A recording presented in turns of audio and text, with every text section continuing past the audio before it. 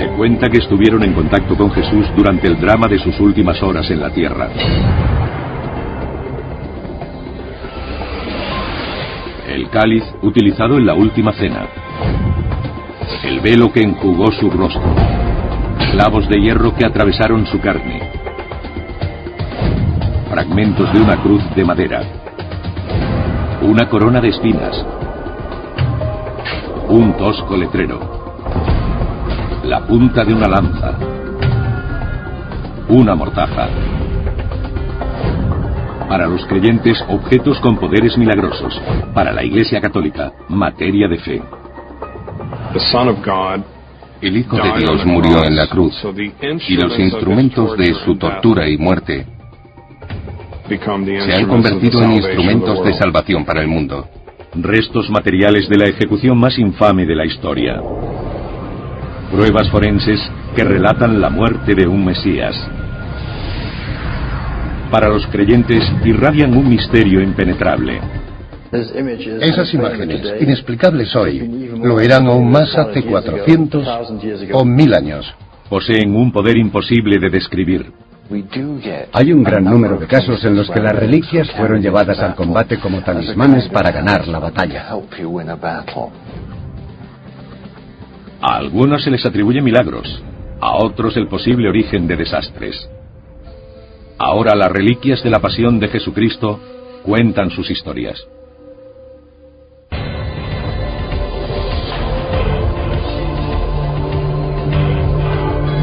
Reliquias de la Pasión. En Taxco, México, los fieles arrastran cadenas para sentirse más cerca de su Salvador, sintiendo el dolor que Él soportó. Hay creyentes que se hacen clavar en cruces.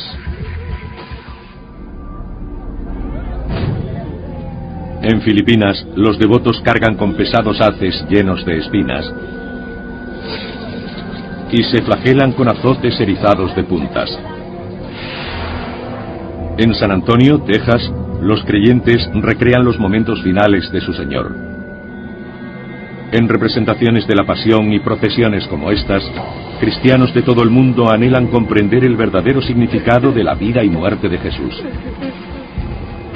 Pero los devotos que buscan la conexión con Jesús no tienen por qué sufrir dolor físico y derramar su sangre. Para muchos, la respuesta aguarda en la contemplación en distintos lugares del mundo de los que creen son elementos genuinos de su brutal ejecución hace 2000 años que aún se conservan.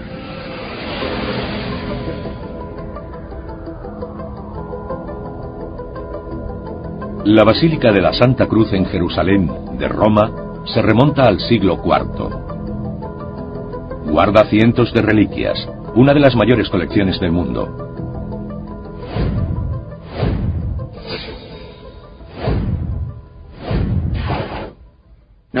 Hemos visto a personas que no habían pisado una iglesia en 30, 35 o 40 años y que se deshacían en lágrimas reconociendo su incredulidad ante el Señor.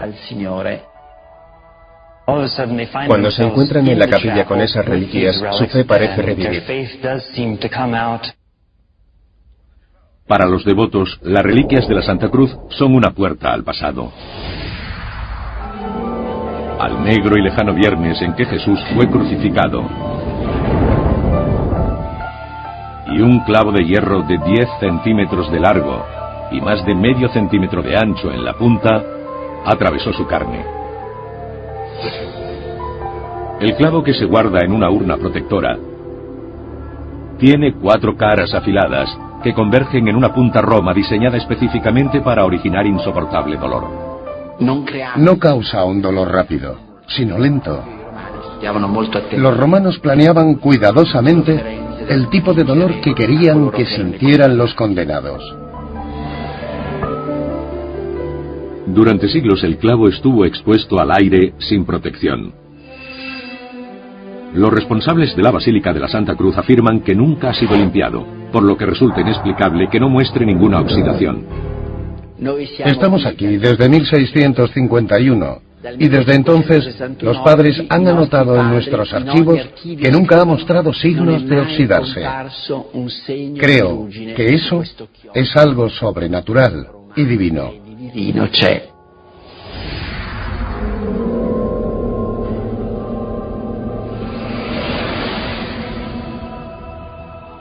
También en la Basílica de la Santa Cruz se encuentran estos fragmentos de madera protegidos por una caja con forma de cruz, y que se dicen procedentes de la cruz en la que Jesucristo murió. Cada uno de los fragmentos mide más de 7 centímetros de largo por 1,5 de ancho. Otras iglesias también afirman poseer trozos de la cruz, y se conservan por todo el mundo más de 10.000 fragmentos. Pero Santa Cruz acoge una reliquia que los fieles solo pueden encontrar allí.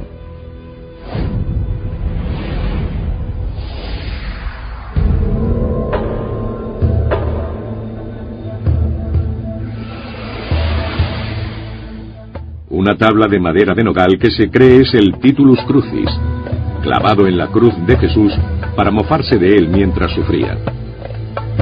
Con unos 24 centímetros de largo, 14 de ancho y 1,5 de grosor, tenía grabadas 3 frases escritas en hebreo, latín y griego.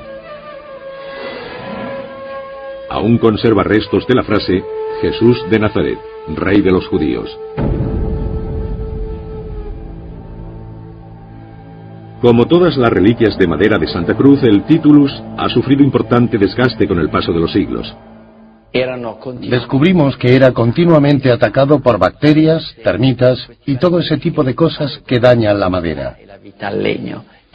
Acudimos a una serie de expertos y científicos que nos recomendaron controlar las reliquias durante un año para conocer las condiciones reales. En 2005 los responsables de Santa Cruz cerraron la basílica al público y limpiaron las reliquias. Con la recomendación de expertos científicos y la aprobación del Vaticano, las sellaron herméticamente entre cristales.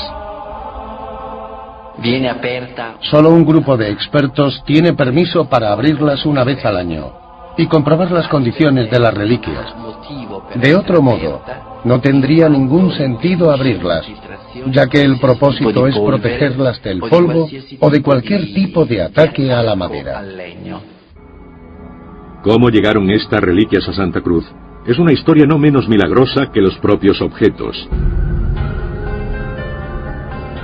Desde el momento de la crucifixión de Jesús, sus seguidores salvaguardaron las reliquias en Jerusalén.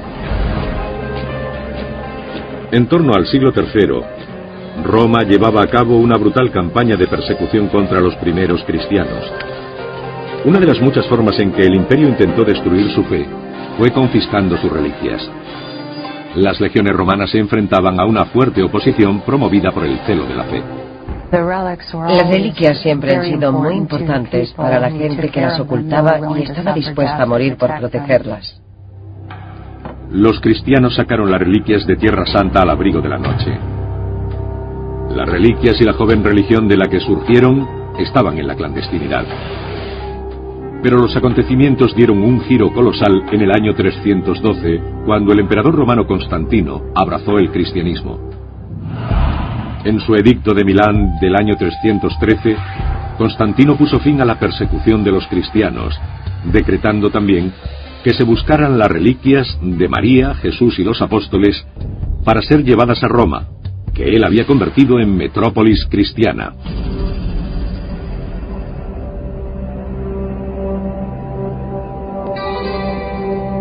Lo que sucedió a continuación se describe en documentos del siglo V que la mayoría de los estudiosos consideran una mezcla de ficción y realidad. Según esos documentos, Constantino encargó la formidable misión a su madre, Helena, de 80 años. Su viaje por mar, desde Roma a Jerusalén, abarcaba más de 2.300 kilómetros. Los cristianos de Jerusalén sabían anticipadamente de su llegada porque la peregrinación fue muy publicitada, si es que cabía decir eso entonces. El Jerusalén que esperaba a Helena aún se recuperaba del saqueo y la profanación romana. El emperador Adriano había sofocado una revuelta y en un intento de borrar todos los referentes judíos de la ciudad, también había destruido los santos lugares cristianos. construyó un templo a Venus en el lugar donde supuestamente había sido crucificado Cristo. Tras la llegada de Helena a Jerusalén, los cristianos la condujeron al templo. Ella entró en aquel templo de Venus con el obispo de Jerusalén, Macario, y por cierta inspiración o visión milagrosa dijo: aquí es donde debemos empezar a cavar. Según la tradición literaria, encontraron no solo una cruz, sino 3. Fue entonces cuando algunos creen que las reliquias empezaron a ejercer su poder milagroso. ¿Cómo podían saber en cuál de las 3 había sido crucificado Jesucristo?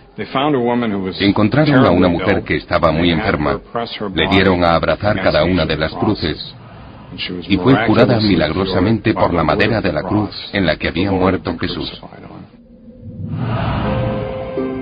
Helena, según cuenta la historia, dividió la cruz en varias partes para que fueran distribuidas entre diferentes iglesias del imperio de Constantino. Su siguiente objetivo era localizar los clavos de la crucifixión. Cuenta la leyenda que empezó a rezar y los clavos aparecieron de repente brillando como el oro. Para los cristianos, los clavos eran la más sagrada de todas las reliquias, ya que habían atravesado la carne del Salvador.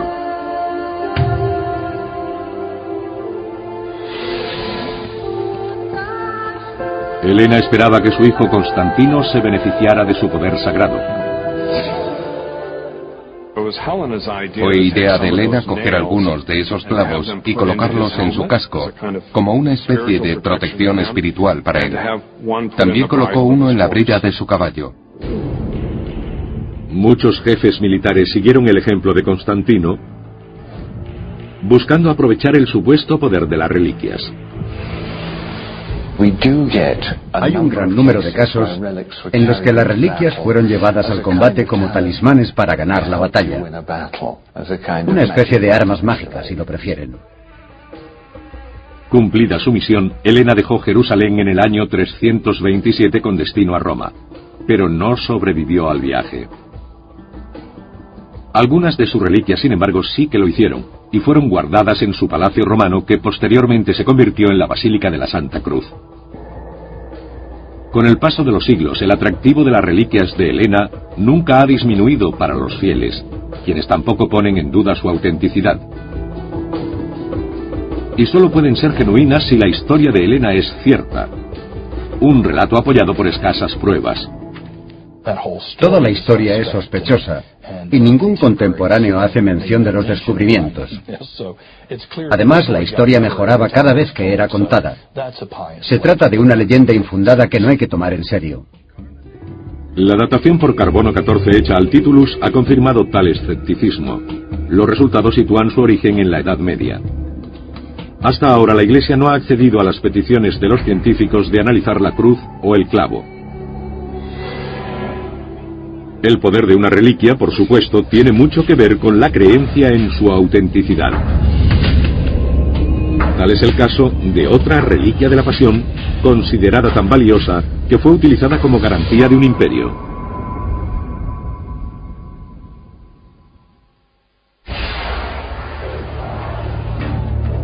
Y tejiendo una corona de espinas, se la pusieron sobre la cabeza, y en la mano una caña. Y doblando ante él las rodillas, se burlaban diciendo: Salve, Rey de los judíos. Hay 3 evangelios, el de Mateo, el de Marcos y el de Juan, por ese orden, que hablan de la crucifixión y todos coinciden en ciertos aspectos. Pero mencionan concretamente que los soldados hacen burla y escarnio de Jesús, y que encontraron algún tipo de arbusto con espinas e hicieron una corona o casco que le colocaron en la cabeza.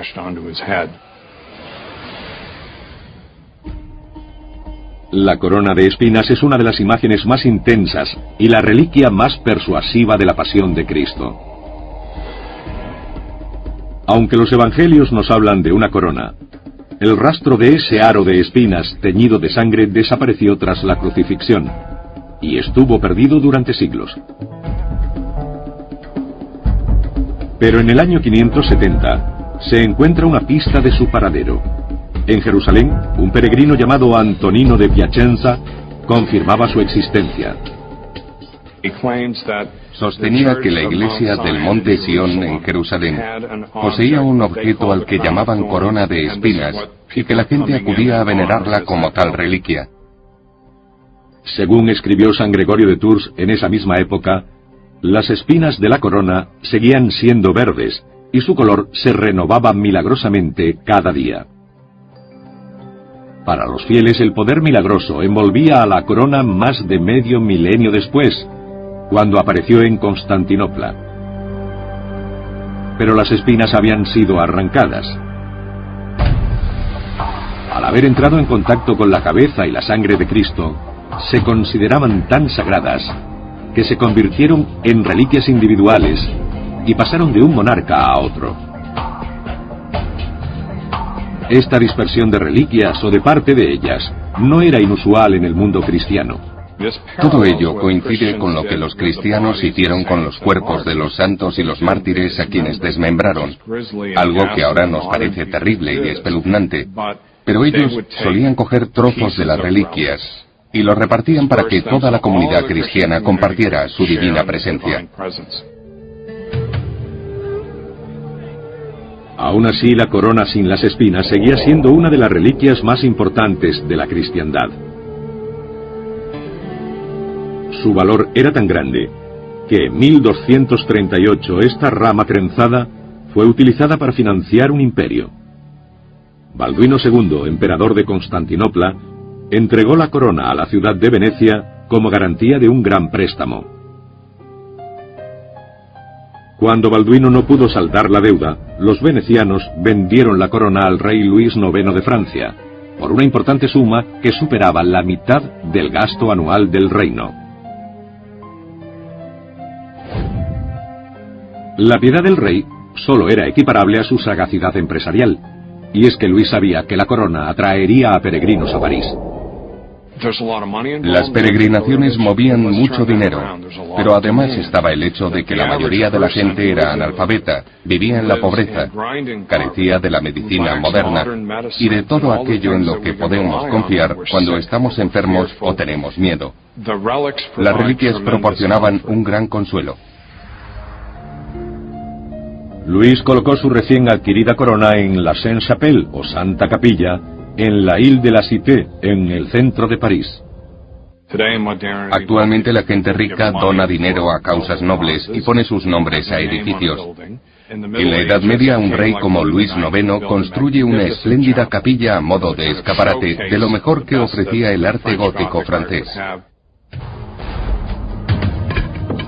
Durante la Revolución Francesa, la corona de espinas fue sacada de la Sainte-Chapelle como medida de prevención y guardada en secreto en la Biblioteca Nacional. En 1806 fue depositada en la Catedral de Notre Dame, donde aún se conserva. En 1908 unos científicos examinaron la corona. Determinaron que estaba hecha de un arbusto llamado Ziziphus spina Christi, muy extendido en Israel.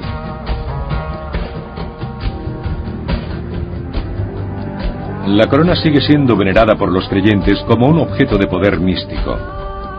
Pero hay otra reliquia de la Pasión con atribución aún mayor de poder milagroso.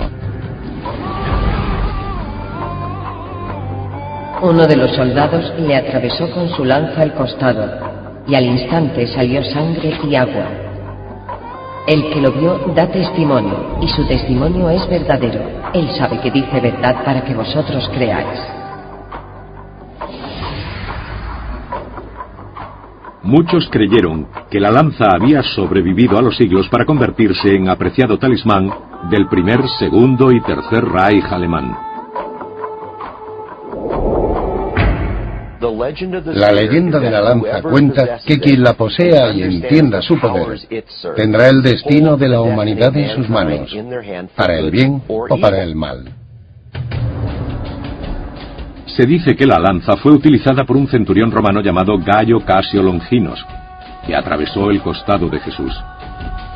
Algunos afirman que se trató de un acto de piedad en un momento horrible, y que Longinos utilizó su lanza para evitar que le quebraran las piernas a Jesús.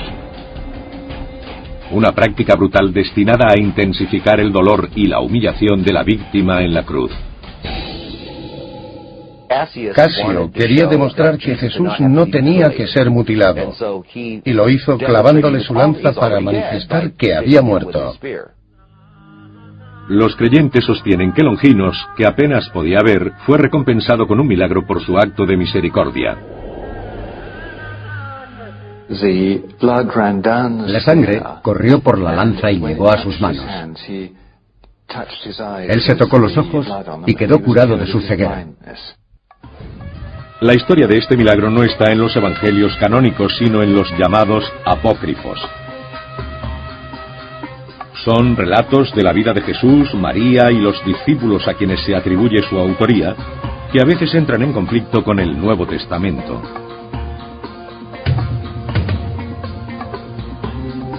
Como otras reliquias de la Pasión, la lanza reapareció con el emperador Constantino. Algunos documentos históricos sugieren que alrededor del año 330 afirmó estar en posesión de la lanza y decidió darle una aplicación bastante inusual. A medida que Constantino diseñaba la ciudad que se convertiría en Constantinopla, afirmaba repetidamente y en voz alta para que todos lo oyeran: yo sigo los pasos de aquel que va delante de mí. Al parecer se refería a Jesús, y al hecho de que era éste, mediante la lanza, quien le indicaba cómo diseñar la ciudad, dónde situar las calles, los jardines y las iglesias. Cuenta la leyenda que la lanza pasó de las manos de Constantino a Carlomagno, fundador de Francia y Alemania. Actualmente existen 4 lanzas con antecedentes que sugieren que podría haberse tratado de la de Constantino y Carlomagno. Pero la que ostenta el historial más documentado se encuentra en el tesoro del Palacio Hofburg de Viena, y puede ser la más antigua. La lanza que se encuentra en el tesoro ha sido transmitida desde el siglo X como parte de las insignias del Sacro Imperio Romano. Y prácticamente todo emperador importante la ha tenido en sus manos.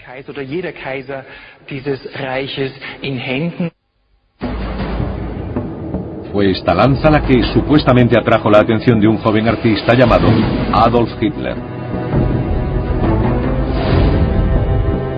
Algunos historiadores creen que cuando la contempló en 1908, encontró su destino. Tiene una especie de renacimiento mental, con visiones de una vida anterior, y la lanza le revela quién es. Hay quien afirma que la reliquia, que había sido poseída por Carlomagno y los Hofburgs, gobernantes del Primer y Segundo Reich, cayó en manos de Hitler cuando lideraba el Tercer Reich.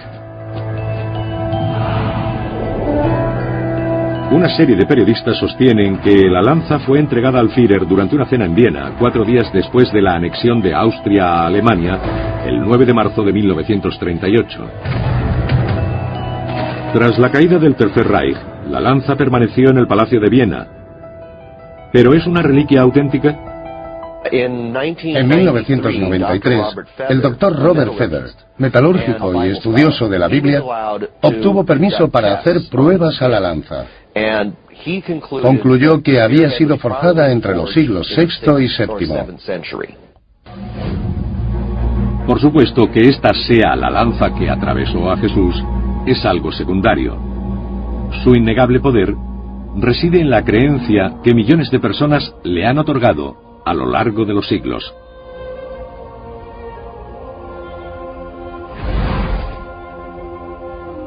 Otra reliquia de la Pasión que ha inspirado a los fieles durante siglos es un frágil lienzo que parece mostrar una imagen de Cristo y que algunos consideran milagroso. Ninguna reliquia ha sido tan venerada, hasta el punto de que la gente se echa al suelo, la mayoría llorando, lamentándose e implorando compasión. Así describió el filósofo francés del siglo XVI, Michel de Montaigne, la venerada reliquia que ahora se muestra en una iglesia del pueblo de Manopello, Italia. El paño de la Verónica es un trozo de tela de 17 por 24 centímetros que muestra el rostro de Jesús, hecho de una rara fibra llamada viso, el filamento con el que se fijan a las rocas los moluscos. Se trata de un tejido muy antiguo y preciado que se encuentra en las tumbas de faraones. Es una reliquia fundamental. No solo es la madre de las imágenes, sino también la madre de las reliquias. Cuando llegan los devotos peregrinos, se ponen de rodillas y empiezan a subir las escaleras que llevan a la cripta donde se exhibe la sagrada imagen. Se detienen en cada escalón para rezar.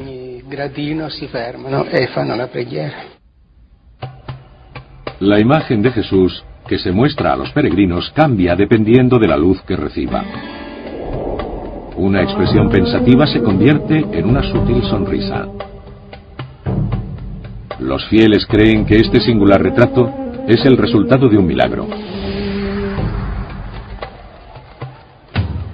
Un milagro que se produjo cuando Jesús caminaba hacia el Calvario. Según los apócrifos, se encontró con una piadosa mujer llamada Verónica. Sigue a Jesús por la vía dolorosa. Le enjuga el rostro con su velo. Y su faz queda plasmada milagrosamente en la tela. Los apócrifos describen cómo el velo de la Verónica queda imbuido de poderes milagrosos. El mero hecho de tocarlo era suficiente para que los cristianos encarcelados saciaran su sed. Los ciegos recuperaban la vista y los muertos volvían a la vida. Para muchos cristianos, la historia de cómo llegó el velo a Manopello es ya de por sí un milagro. Tras los apócrifos, no hay datos escritos sobre el velo en más de 1000 años. Pero en 1297 unos documentos históricos recogen cómo el Papa Bonifacio VIII dispuso que el misterioso velo con la imagen de Jesús fuera llevado a Roma. Aparece como por arte de magia 1000 años después, y cuando sucede algo así, uno no puede dejar de cuestionarse una serie de interrogantes históricos. Durante más de 2 siglos, la jerarquía eclesiástica guardó el velo en la Basílica de San Pedro. Pero poco después de 1506, cuando se reedificó la basílica para convertirla en el magnífico edificio que hoy conocemos, el velo desapareció. Localizarlo se hizo muy difícil porque los artistas, motivados por su piedad o para obtener beneficio, empezaron a pintar copias por toda Europa. En 1629 el Papa Urbano VIII ordenó la destrucción de todas las reproducciones. Emitió un edicto en el que ordenaba la entrega de todas las copias del velo de la Verónica, excomulgando a aquellos que se negaran a hacerlo. En 1660 el velo que hoy es venerado como auténtico por muchos cristianos apareció en Manopello. Según la tradición, la imagen llegó aquí de forma misteriosa. Un peregrino llegó con un paquete que contenía el velo con la sagrada imagen y se la entregó a un médico. Tras entregarlo, el peregrino desconocido desapareció y no volvió a ser visto. Por ello se argumenta que podría haberse tratado de un ángel.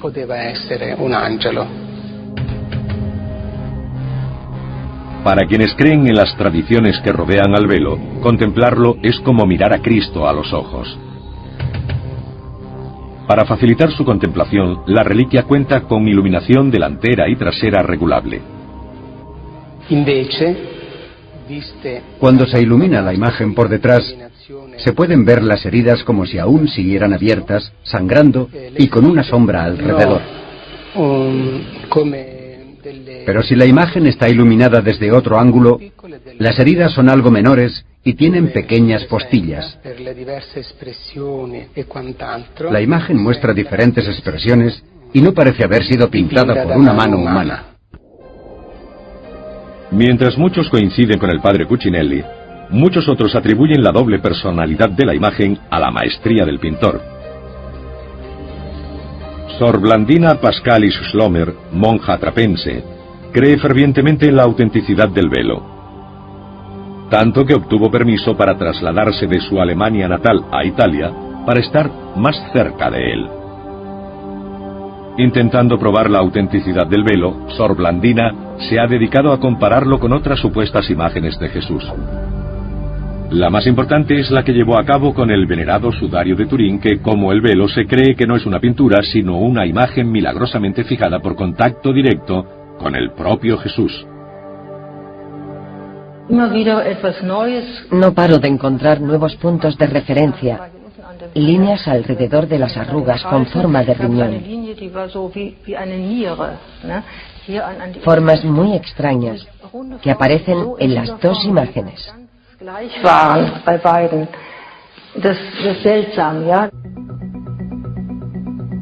Pero ¿hasta qué punto encaja la imagen del velo con la del sudario? El Dr. Todd Fenton es uno de los especialistas forenses en sobreimposición fotográfica más importante de Estados Unidos. Esta técnica suele utilizarse para comparar la imagen de una cámara de seguridad de la escena de un crimen con la foto de carné de un sospechoso. El Dr. Fenton utiliza esta técnica para comparar proporciones faciales entre las imágenes del velo de la Verónica y el sudario. Colocando las imágenes una al lado de la otra, compara 4 puntos principales: la línea del labio, la punta de la nariz y los bordes de los ojos. Cuando alinea los ojos, descubre que las proporciones de las líneas del labio y la nariz no coinciden. Hay grandes diferencias en sus proporciones, porque el rostro del sudario y el del velo de Verónica no coinciden en esos puntos, por lo que tengo que descartar que esas dos imágenes sean iguales. Si el análisis de Fenton es correcto, el velo y el sudario no representan al mismo hombre. O al menos uno de ellos no muestra una imagen auténtica de Jesús. Pero la ciencia forense rara vez altera la fe de un corazón creyente. Para mí, la prueba de que se trata realmente de Jesús es que nos da paz. He conocido a gente que decía: ¿lo habéis visto sonreír? O parece enfadado. Me refiero a que tienen una relación muy personal, como si fuera parte de su familia. Otra reliquia de tela espera a los devotos en una ciudad española. Y se dice que estuvo sobre Jesús cuando se levantó de entre los muertos.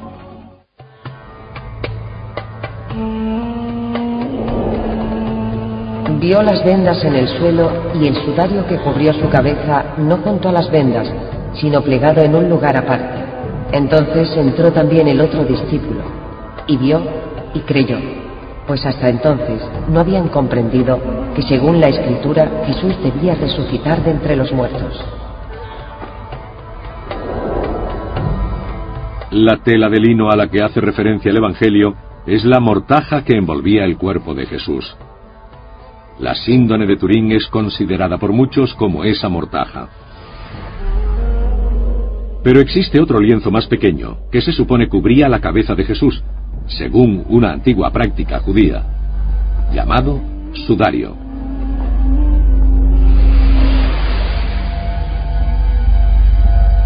Muchos creen que la tela conservada en la Catedral de Oviedo es el sudario que envolvió la ensangrentada cabeza de Jesús.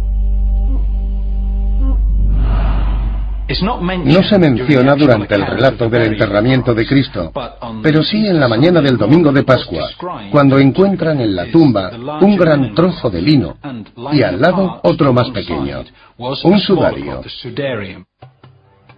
El sudario de Oviedo mide 86 por 53 centímetros y muestra marcas simétricas que muchos consideran heridas sangrantes. La simetría de las marcas indica que la tela fue doblada por la mitad. El historiador Mark Guskin hace referencia a algunos detalles encontrados utilizando una réplica del sudario. Lo que podemos ver aquí, en las manchas principales, es que tiene un paralelismo evidente, porque la tela fue doblada por la mitad. Esta zona correspondería a la barba, la boca y la nariz, con el líquido que sale a través de ellas.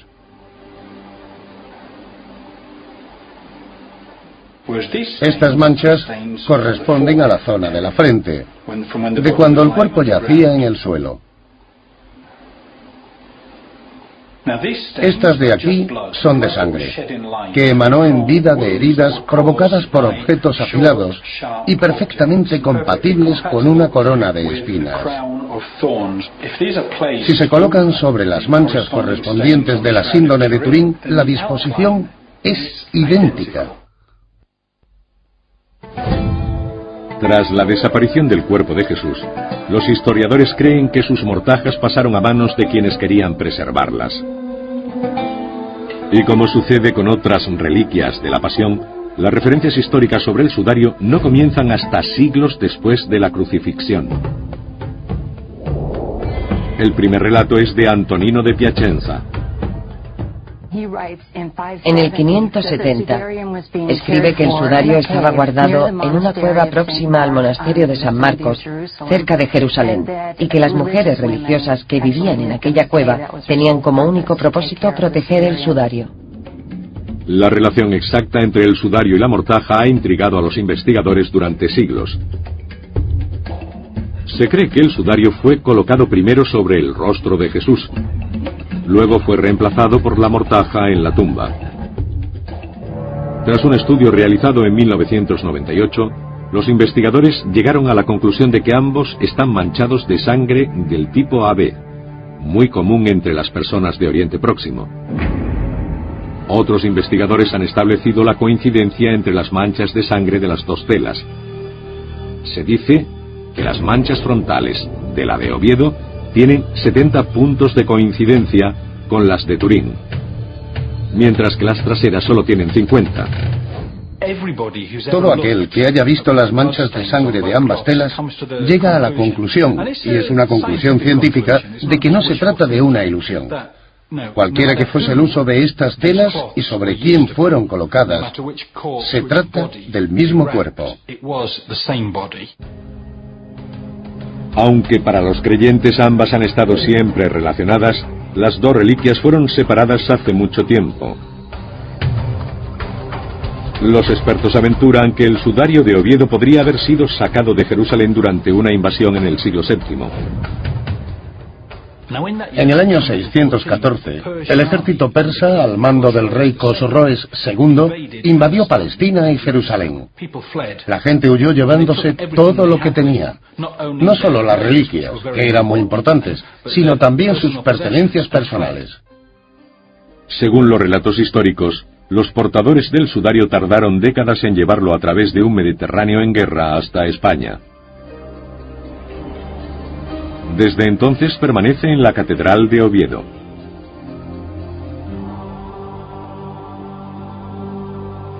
Los científicos que le han hecho la prueba del carbono 14 establecen sus orígenes en el siglo VII.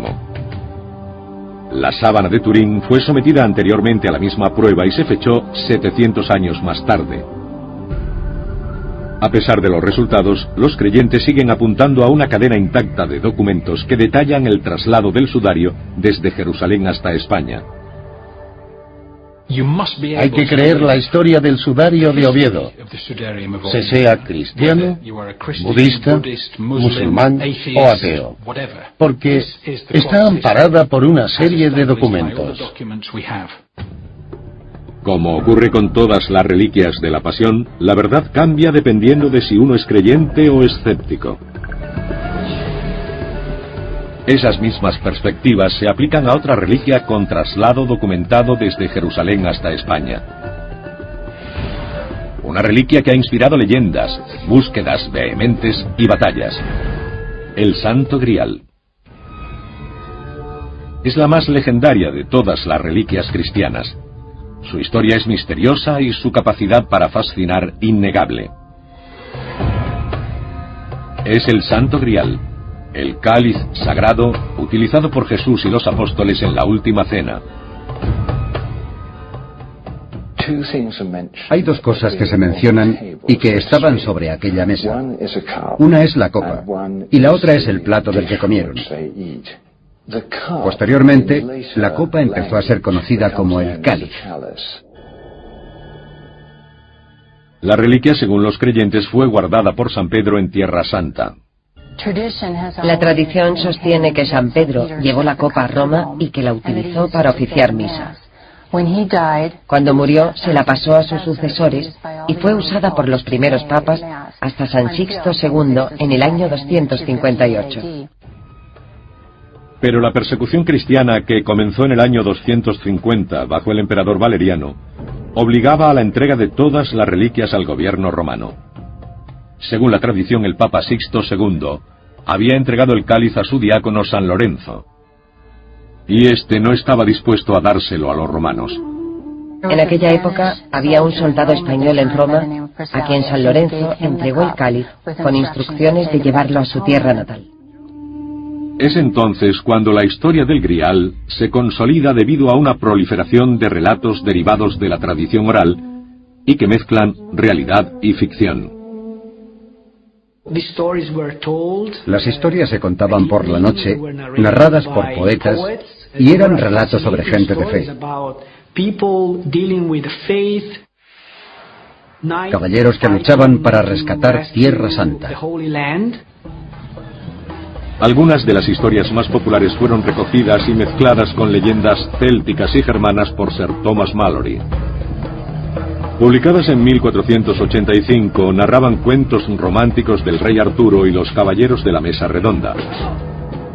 Según Malory, cuando la famosa espada apareció en la piedra, Sir Galahad, hijo de Sir Lancelot, fue el único caballero, además del propio Arturo, capaz de sacarla. Por ello fue elegido para emprender la búsqueda del Santo Grial. Lo encontró tras años de lucha y penalidades, y murió después de alcanzar el objetivo de su vida. Otra historia del Grial lo coloca en manos de una sucesión de monarcas españoles hasta Alfonso el Magnánimo en 1428. El problema era que solía ausentarse debido a sus campañas militares. Necesitaba dinero para sufragarlas y acudió a la Catedral de Valencia para solicitar un préstamo. Los clérigos accedieron con la condición de que entregara el Santo Grial en garantía. Así lo hizo y al no pagar se encuentra allí desde entonces. El Santo Cáliz de Valencia mide 17 centímetros de altura, incluyendo la base. La copa, hecha de ágata, tiene un diámetro de casi 9 centímetros. Esa parte superior de ágata coincide con la descripción que San Jerónimo hizo de la copa utilizada por Jesús para la institución de la Eucaristía. Es la única parte que pudo estar presente en la última cena. El resto de la copa, con sus inscripciones en árabe, debió ser añadido posteriormente. Otros griales también proclaman su autenticidad. Bueno, es importante tener claro que, aunque a veces se dice hay muchos cálices, ¿por qué tendría que ser este? Lo cierto es que es el único objeto que reclama ser realmente el Santo Cáliz.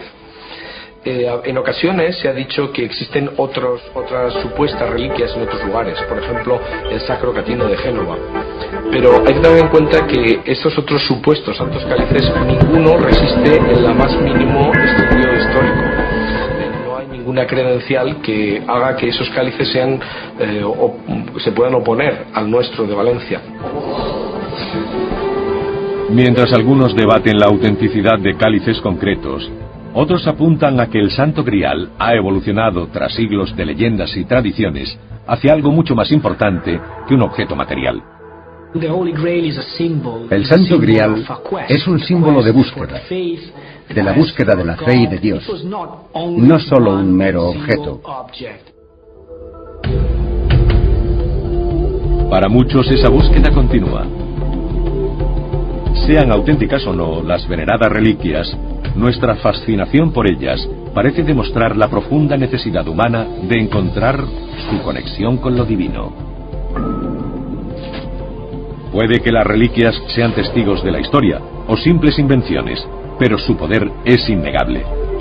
Y si no existe ese poder en los propios objetos, ciertamente, se halla en las mentes de los fieles.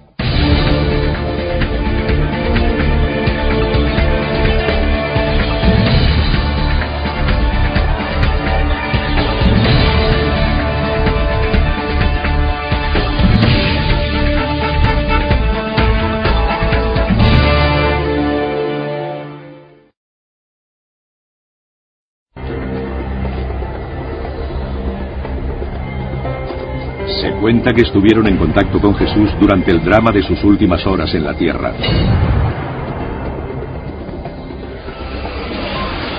El cáliz utilizado en la última cena. El velo que enjugó su rostro. Clavos de hierro que atravesaron su carne. Fragmentos de una cruz de madera. Una corona de espinas. Un tosco letrero.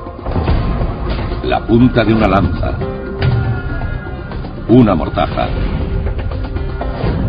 Para los creyentes, objetos con poderes milagrosos. Para la Iglesia Católica, materia de fe. El Hijo de Dios murió en la cruz, y los instrumentos de su tortura y muerte se han convertido en instrumentos de salvación para el mundo. Brutal ejecución hace 2000 años que aún se conservan.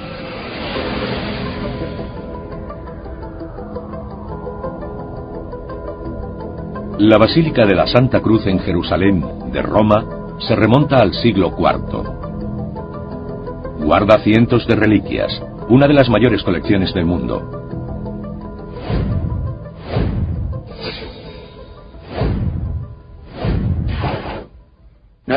Hemos visto a personas que no habían pisado una iglesia en 30, 35 o 40 años, y que se deshacían en lágrimas reconociendo su incredulidad ante el Señor.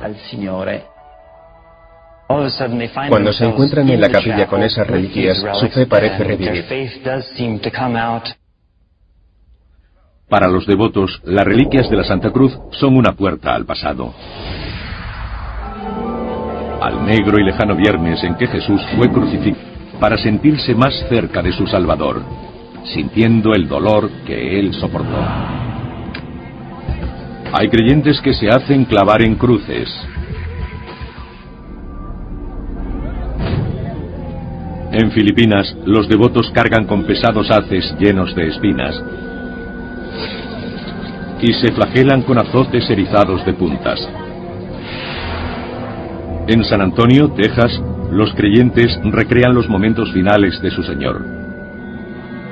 En representaciones de la Pasión y procesiones como estas, cristianos de todo el mundo anhelan comprender el verdadero significado de la vida y muerte de Jesús. Pero los devotos que buscan la conexión con Jesús no tienen por qué sufrir dolor físico y derramar su sangre. Para muchos, la respuesta aguarda en la contemplación en distintos lugares del mundo de los que creen son elementos genuinos de su gado. Y un clavo de hierro de 10 centímetros de largo y más de medio centímetro de ancho en la punta atravesó su carne. El clavo, que se guarda en una urna protectora, tiene 4 caras afiladas que convergen en una punta roma diseñada específicamente para originar insoportable dolor. No causa un dolor rápido, sino lento.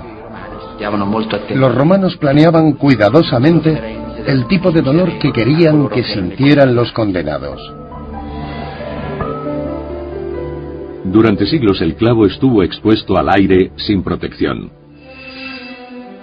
Los responsables de la Basílica de la Santa Cruz afirman que nunca ha sido limpiado, por lo que resulta inexplicable que no muestre ninguna oxidación. Estamos aquí desde 1651, y desde entonces estos materiales de la ejecución más infame de la historia. Pruebas forenses que relatan la muerte de un Mesías. Para los creyentes irradian un misterio impenetrable. Esas imágenes, inexplicables hoy, lo eran aún más hace 400 o 1000 años. Poseen un poder imposible de describir. Hay un gran número de casos en los que las reliquias fueron llevadas al combate como talismanes para ganar la batalla. A algunos se les atribuye milagros, a otros el posible origen de desastres. Ahora las reliquias de la pasión de Jesucristo cuentan sus historias.